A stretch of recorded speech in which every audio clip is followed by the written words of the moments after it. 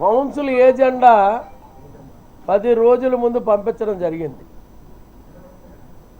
ఏదైతే గీతం మీద మాట్లాడే విషయం మీద కానీ ఉన్న విధానాల్లో వర్కులు కానీ లేకపోతే కొంతమందికి ప్రమోషన్స్ కానీ ప్రతి కౌన్సిల్ విధానానికి కట్టుబడి, ఎందుకంటే ఒక మేయర్గా ముందస్తు ఆమోదం ఇవ్వచ్చు, ఆ నిర్ణయం కూడా తీసుకోకుండా కౌన్సిల్ విధానానికి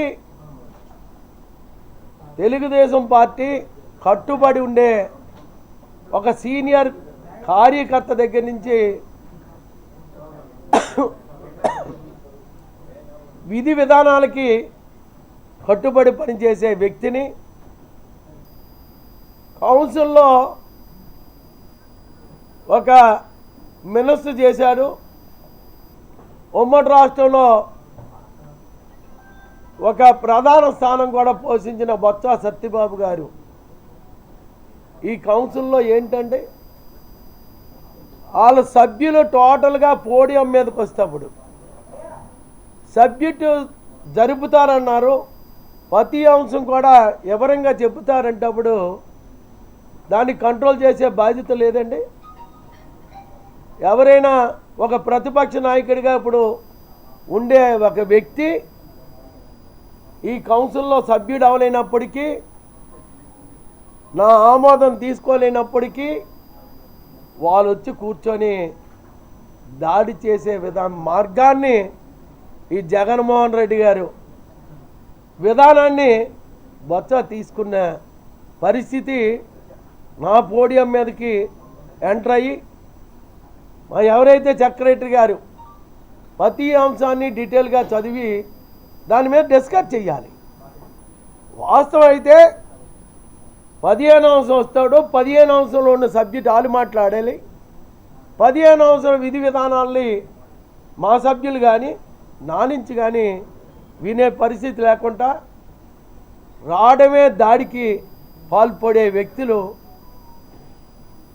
ఈ విశాఖపట్నంలో కూడా జగన్మోహన్ రెడ్డి గారి ప్రభుత్వం ఇంకా ఉన్నట్టు ప్రవర్తిస్తున్న విధానాన్ని నేను ముందుగా ఖండిస్తూ, అందులో ఒక ప్రతిపక్ష విధానాన్ని పోషిస్తున్న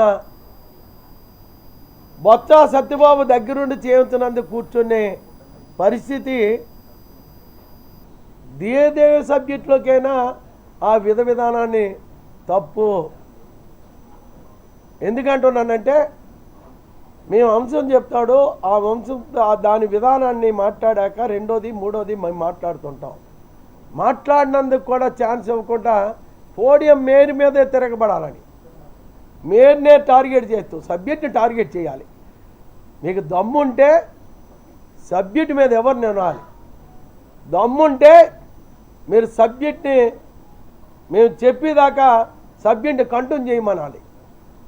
ఆ విధానం లేకుండా ఒక దాడి విధానానికి జగన్మోహన్ రెడ్డి నుంచి వీళ్ళ వరకు అలవాటయ్యి నా మీద దాడి చేయనందుకు ప్రత్యేకంగా రావడం.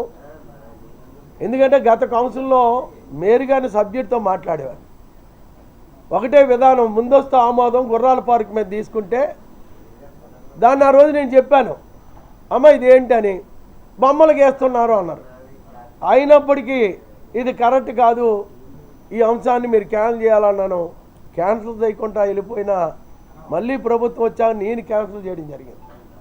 అంటే ఇలాగే చాలా అంశాలని ఏ రూలింగ్ ఉంటేప్పుడు వాళ్ళు తీసుకున్నప్పటికీ పోడియం మీద ఒక 4 లీడర్గా ఉండి బాణాల్ సీన్ కానీ, ఒక డిప్యూటీ మేయర్ ఉన్న సతీష్ కానీ, తొక్కలాగ్గా ఉంటున్న